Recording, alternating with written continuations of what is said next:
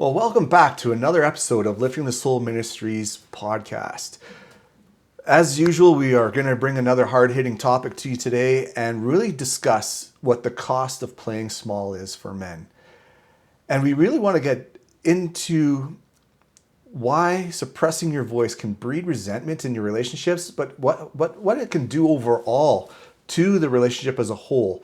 And at the end of it, we want to bring you some ideas or some possibilities and some steps that will really help you to step up instead of stepping down into life and really step into what it means to grow out of playing small. So Jason, I'm going to pass it over to you. Why do men suppress their voice? Well, there's a number of reasons. First of all, the idea of suppressing your voice is not something that is natural for men, because men, neither for men or women actually, but this whole idea of suppressing the voice of men was a way of being able to take away their power, try to emasculate them in order to make them feel like they are less than. So this is definitely more of a propaganda type of agenda that's going on. And some people out there might be listening saying there really is no agenda. Well, have you heard of the feminist agenda? Because that right there is probably the most insidious movement that has been created, not for the advancement of women, but for the disempowerment of men, and ultimately for the destabilization of the family. There's more to it than that, but I don't want to get. I don't want you to have to put on your tinfoil hat for what's coming on. I'd rather, and we could just stick with the topic at hand. So, men are taught to be able to keep the peace, and this is the idea that in order for men to experience peace, they have to be willing to quiet their voice or not say what needs to be said. But what this really does is it denies the gift of conflict. Now, I'm not talking about conflict like abuse or a conflict like fighting. What I'm talking about is the idea of conflict being the thing that allows people to produce varying or conflicting ideas and present them in a way where they can be discussed, they can be experienced, and they can be really gone through in order to find out what the real truth is, what needs to be done, what the next path is. And you can't do that without the ability to have these conflicting ideas come into contact with each other, where they have to bounce off each other. Sometimes there's an idea there that prevails because it is the right idea. And sometimes you get something that is not even present yet, but that this conflict helps to arrive to. And it's important to be able to have that kind of disagreement. So the idea of keeping the peace is huge as far as men feeling the need to play small. I've seen many of them. There might also be a fear of being misunderstood or having love denied or being rejected. Fear of rejection is something that we carry over from our childhoods, because we are a community-based population. Humans are community and social creatures. And if we're subjected to rejection, it can feel like we're being made vulnerable, or that something bad could happen. And people don't like that for a good reason. And when you look at how societies have made men feel like, well, if you speak up, you're going to be misunderstood or you're going to be punished for what you say, it makes them not want to speak up at all. So I think those are the two biggest points. It's not out of a sense of duty or respect. It's more out of fear. It is a sense of being afraid of losing something. You bring up two really good points there. Like with the cultural conditioning that's been happening, a lot. There's been a lot of things that I've heard in my life. We brought it up before, kind of topics like happy wife, happy life, stuff like that, that have given a false sense of what masculinity is, and it also does drive a point into the idea of suppressing the voice because you don't want to make waves or other stuff like that in the relationship. And as you said, the importance of having conflict in discussion and really working through things, and not like the abusive conflict like you talk about, but actual discussion where you're working through and bringing solutions to the table and really digging into who your partner is so valuable in the relationship. It really starts to, by having those healthy conflicts where you're working through problems, finding solutions together, all that stuff is really what brings a bond together. And if you're always passively passing things on to your spouse or your wife, you're not sharing your opinion and stuff like that, she'll begin to lose that respect for you because she doesn't have the safety of being able to rely on you for anything because she just feels like it's all on her shoulders all the time if you're always constantly not wanting to engage.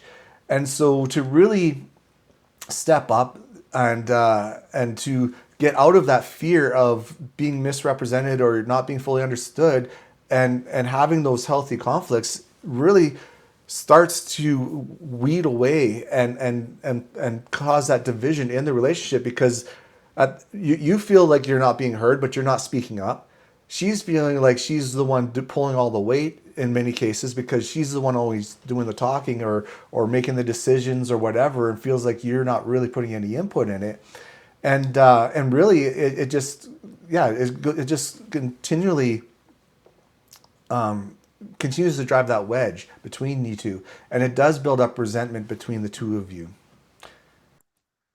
What really is sad about this is the way in which people drift apart, because communication is one of the biggest parts. It's one of the most important pieces of a relationship. And when men decide that they're going to keep silent, there's really four ways they do that. Either they decide that they're just going to go out on their own, they kind of do their own thing, and they don't communicate what they're doing. They just do it, which also leads to a bit of chaos and kind of causes the resentment factor, because why aren't you considering me as well when you're doing this? And men have their reasons for doing it. I'm sure that anybody's listening who resonates with this, they're gonna say, yeah, I had a reason for doing that. I wasn't going to communicate it, either because they wouldn't be listened to, or their opinion wasn't really valued, or they would just be emotionally or verbally abused for whatever they said. So that's one way.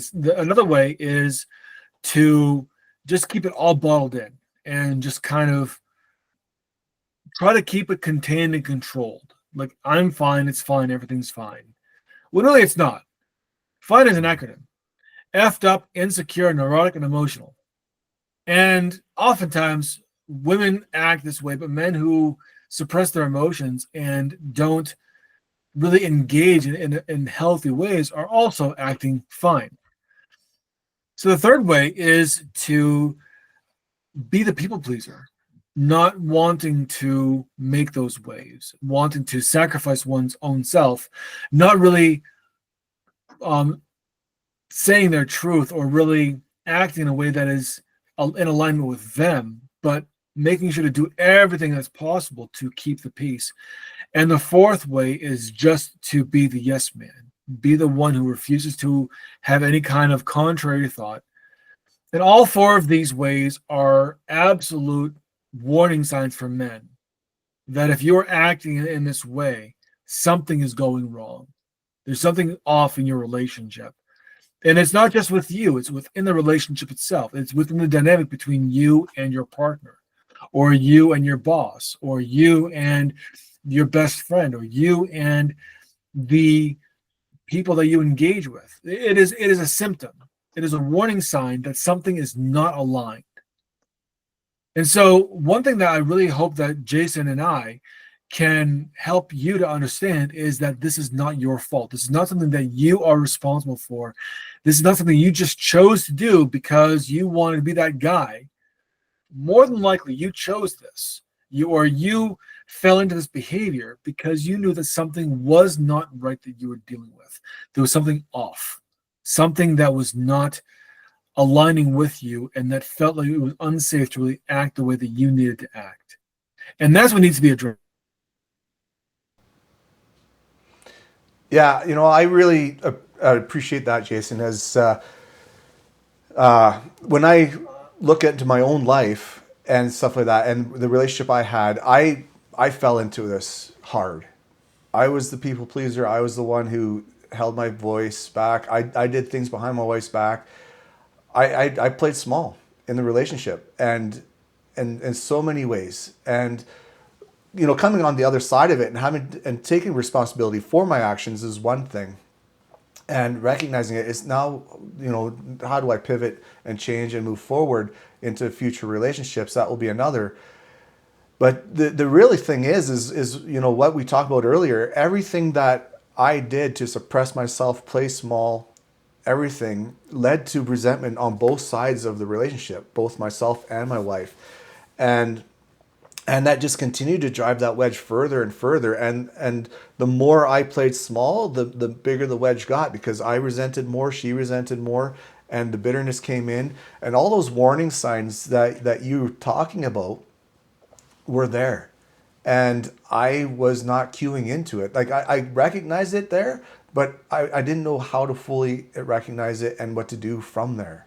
And I just kept, the fear was there. There was no safety. There was no trust in the relationship, because again, all the stuff that I was doing was leading to break that safety and trust apart, because I was not somebody that was stable. So how do you think this being silent, how suppressing your voice, how does it harm or damage the relationship, or any connection? Well, when I think about it from my perspective, like for me not showing up and and speaking my voice, whether it be setting boundaries, whether it be even giving an opinion in regards to, or even standing firm in my opinion. That's the other thing. I was so quick to, just try to appease by saying, okay, yeah, yeah, yeah, and then not really fully engaging, because it was going against something that was in my own heart.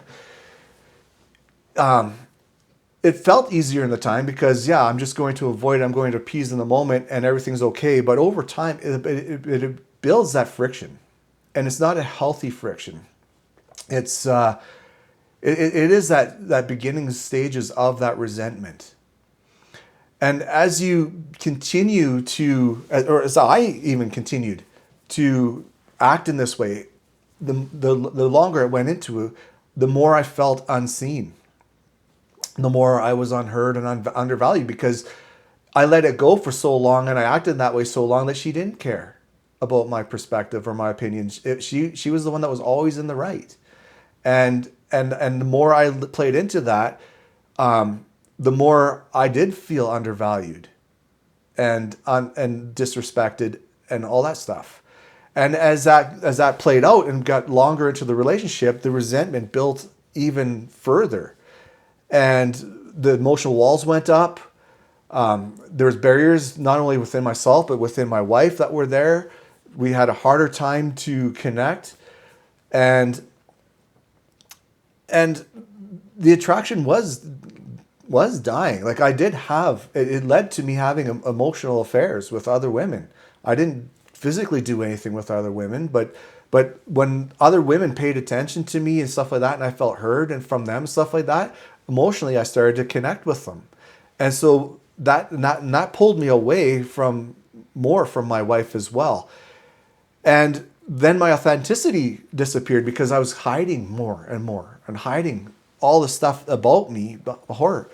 And it really led to the betrayal and so many other ways, which again eroded that safety and trust, because as she found out I was emotionally connecting to other women, well, she felt undervalued and underappreciated and all that stuff. And it just continued to fester and fester until, even though we didn't want to have the divorce, we thought divorce wasn't in our language.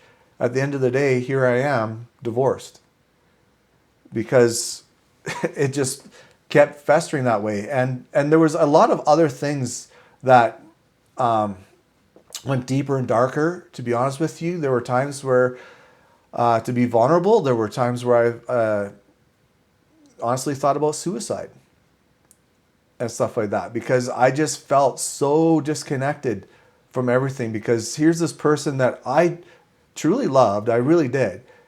But our relationship was in such a hurtful, damaged place that I was losing myself in so many different ways that I didn't know where to go. And thankfully, I didn't take that route.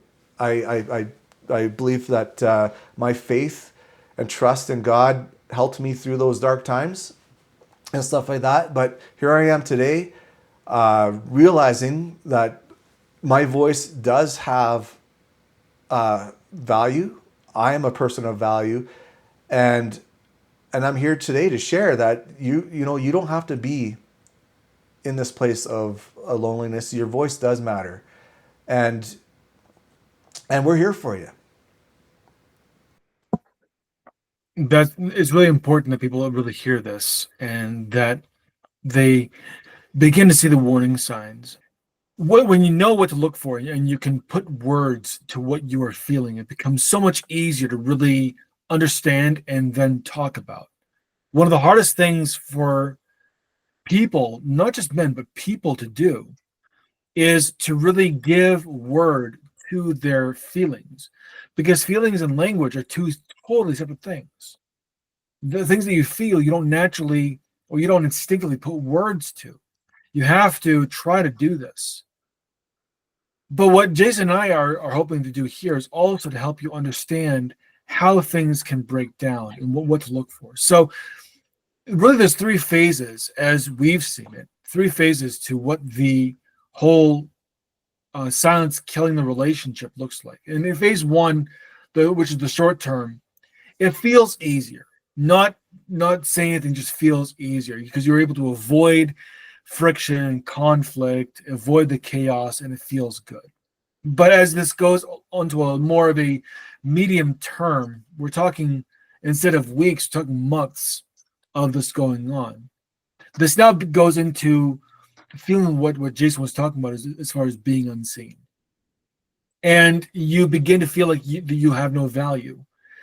And you end up chasing what it means to have any kind of value, only to realize that you chose this. You chose not to be seen or heard because you felt like it was easier. And you did nothing to change that. But again, when we have these feelings, it's hard for us to put words to feelings, which means it's hard to talk about. And then when you go into long term, when you're doing this for years now, this is where resentment really sets in. Your partner is going to deal with your moods for a while, but every person has their breaking point. And after a while, when resentment festers and the emotional walls go up, this is where the attraction really begins to die. You no longer see your partner as your partner, maybe as your roommate at best, maybe someone that you feel like it's time for the relationship to end. And it's because all the while you were not engaging.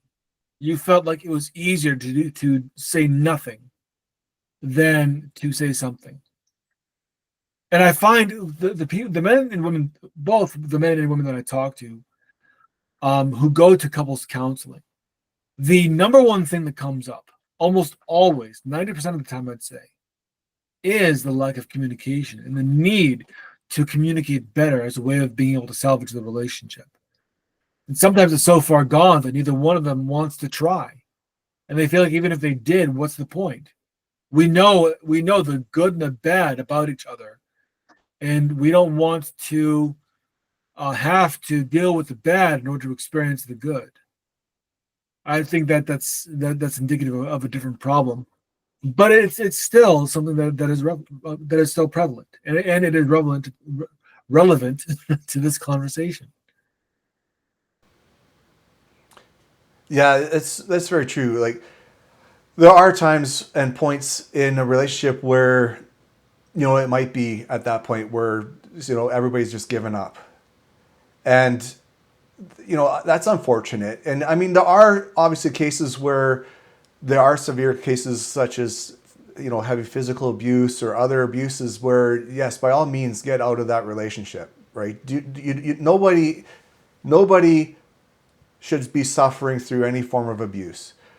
But if you set that all aside, there is a possibility for reconnection to happen. There is a possibility to rekindle the original attraction and become or work towards a healthy relationship. You know, there are people that have had miracles in their relationships through doing the hard work of communication, rebuilding that trust and all stuff, that have come back from affairs of all sorts of different types. And even to some degrees, you know, some abusive situations where the abuser has had a real change and turnaround in their life.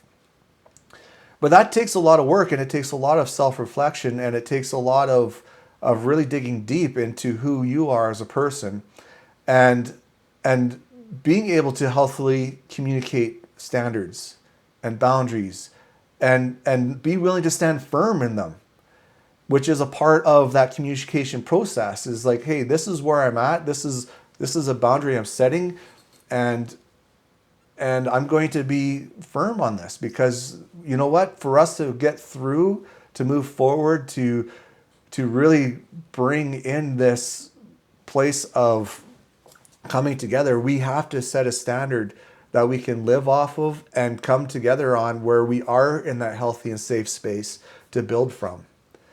And it's because the safety and the trust has been broken so many times as well, through not speaking up and sharing your voice and sharing your perspective and sharing what you need in that relationship, instead of having these hidden expectations that everything's just going to change on its own. It won't change unless you say something, or even give it the possibility to change. If you're, and you got to be open to the possibility that this person might actually receive what you have to say and love you enough and respect you enough that they are willing to reflect on themselves and change their behavior. Because nagging at a person is not going to change their behavior, but showing them love and setting boundaries and being firm in those boundaries is where that change has the potential to grow. And it might take time for a person to reflect on themselves. It might take time for them to really understand what's going on in their own heart and their own mind that's bringing up these behaviors that are causing these irritations and stuff like that in the relationship and within themselves. And they may not fully recognize all of it. And that's where outside help can also come into play for those people, but they got to be willing and open to receive that as well. You mentioned one thing that I wanted to focus in on a little bit before we move forward in the discussion, because this is a great discussion to have. You talked about how relationships that do have some sort of either infidelity, abuse, or even a tragic loss, where they can come back to that. And it's important to understand that in order for that to happen, both individuals must be willing to look at how they contributed to that circumstance, how they contributed to the way that things have ended up. Because if they're not willing to do that, if they aren't willing to admit their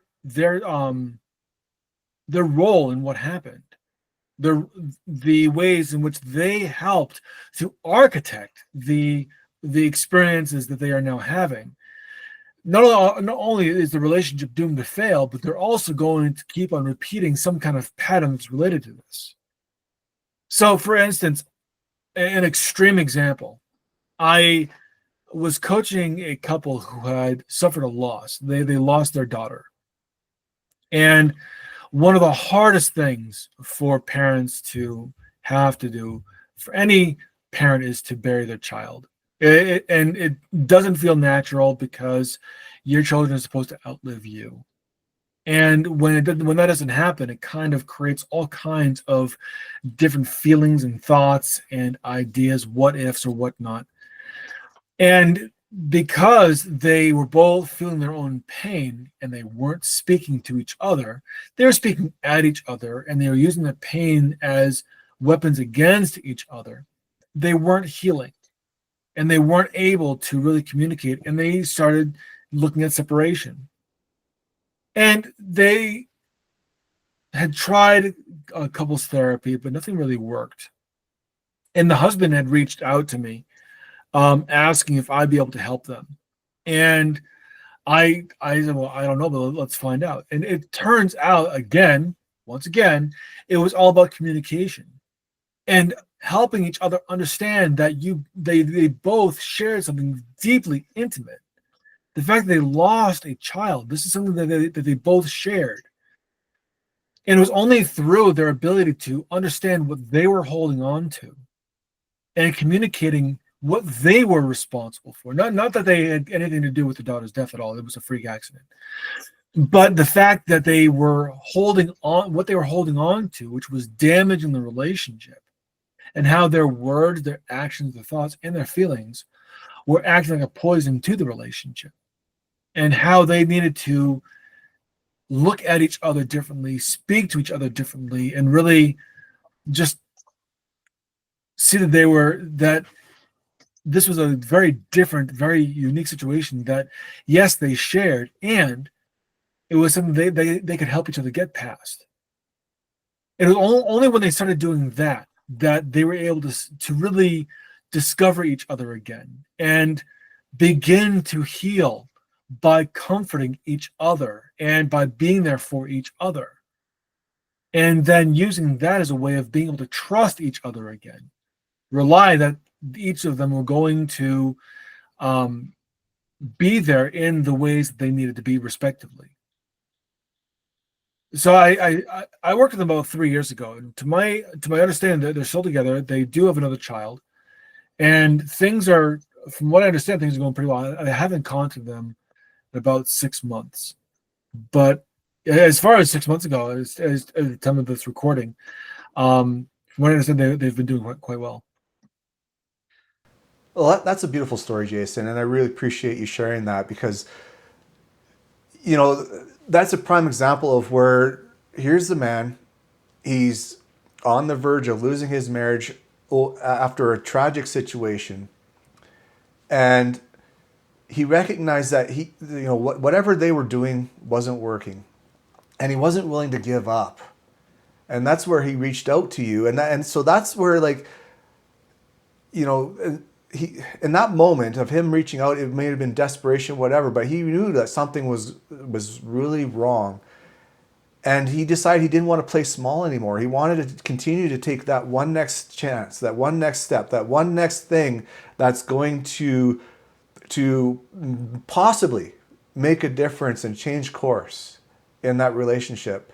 And it's, yeah, it's they obviously, they still have a lot of things to work through in life, because life is going to continue to be that journey, right? But here they are, as you shared, that was 6 months ago. Their relationship has turned course, and they're building from that, and so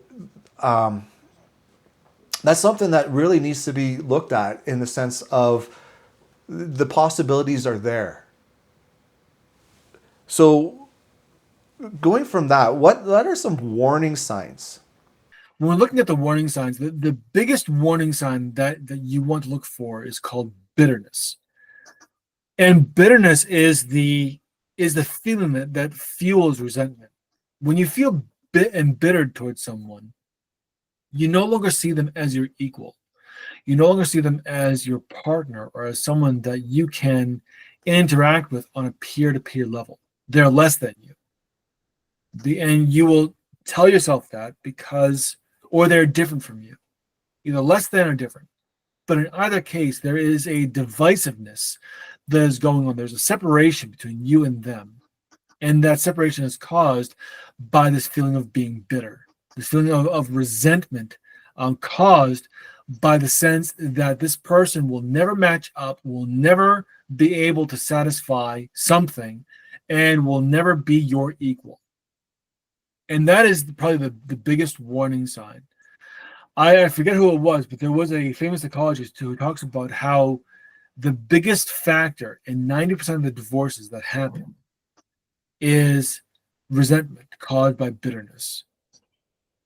And the resentment that's caused by bitterness is a mixture of expectations along with a lack of communication.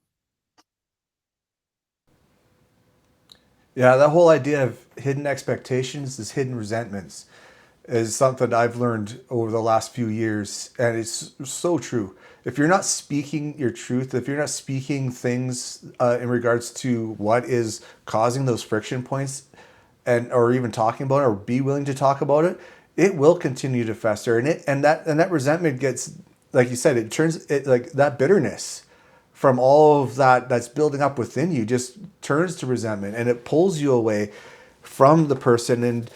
And I mean, it gets to the point where even the smallest little things that may not necessarily have been a trigger for you before becomes a trigger, because all of a sudden everything about this person that you're living with becomes something that's going to irritate you in some way. And it's not necessarily that the person's always doing something wrong. It's just because you've built up such a callous in that sense of bitterness and resentment that that it just continues to pour over into other things, and it actually will pour over into other areas of your life as well, which is something that a lot of people don't really fully understand and are mindful of either.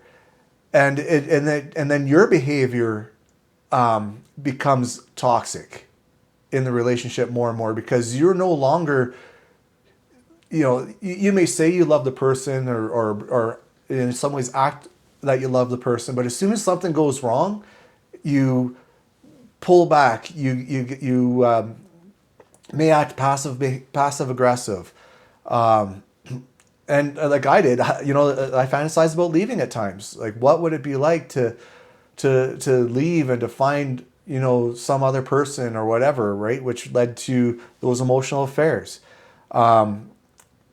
Withholding affection, going to addictive things to make yourself feel good and stuff like that, or to get those dopamine highs and stuff like that, where all that stuff is pulling away from your partner, pulling away from the person that you are wanting to be in a relationship with. And all that stuff just continues to build and build and build, and then to the point where you feel like this person isn't going to do it for you anymore. And these are really important aspects of bitterness: the frequent irritation over small things, being annoyed or irritated over the just like very, very small things. When you are at this point, you realize that this person is basically an irritant, and that's a huge sign of bitterness. Another one is passive aggressive behavior. I know many men who've done this. I'm like, what the hell are you doing? But it is a sign of the fear of speaking up, but also the dissatisfaction of the relationship, the fantasizing about leaving, what I would do, but not really doing anything in the moment. That's another sense of resentment and bitterness. And then finally, the withholding affection, energy, or attention. One or all of these are going to be huge, and they're not just dismissive, but they're a sense of bitterness. Like, this person isn't worth your time. This person can't be worth your attention or affection. And these are not small. These are big warning signs. To miss these, or to overlook them, or to ignore them, this is the moment where a relationship is in jeopardy of failing. And it's in jeopardy of failing not because of what she did or didn't do, it's because of what you didn't say. And my first marriage is a great example of this. I got back from Afghanistan after serving in the U.S. Army, and when I got home, the house was a mess. I mean, she hadn't done anything to really keep up the place, and I was like, "What the heck is going on?" And it was like, "Oh God!" It wasn't so much that it was just filthy; it was disorganized. And I'm not a very disorganized person. I don't like disorganization. I much prefer things to be organized and well kept. But I didn't say anything. I might have brought it up, but I didn't actually say, you need to do better, or this place is not the standard that I left it. What happened? Having a conversation, I didn't have that because I was afraid that it would hurt her feelings or whatever, and I wasn't willing to do that. But then as time went on, I saw the neglect. I began becoming more resentful of her. And I did end up having an affair with someone and admitted to it. She had no idea why that was happening. Really didn't have any words. She was absolutely surprised. And when we started talking about it, I could tell that the reason why this happened was because I was checked out of the relationship. And worse off, when I really dug in, I had no desire to repair it. And so I knew that the relationship was done. But as I look back on it now, if I had said certain things, or if I had acted in a way that I do now with my current wife, if I was willing to say these things, would that have made a difference? It might have. But again, that would require both of us of being able to do the work and do better and make some improved behavioral decisions. Well, thank you for sharing that, Jason. It's when we are willing to take a hard look at our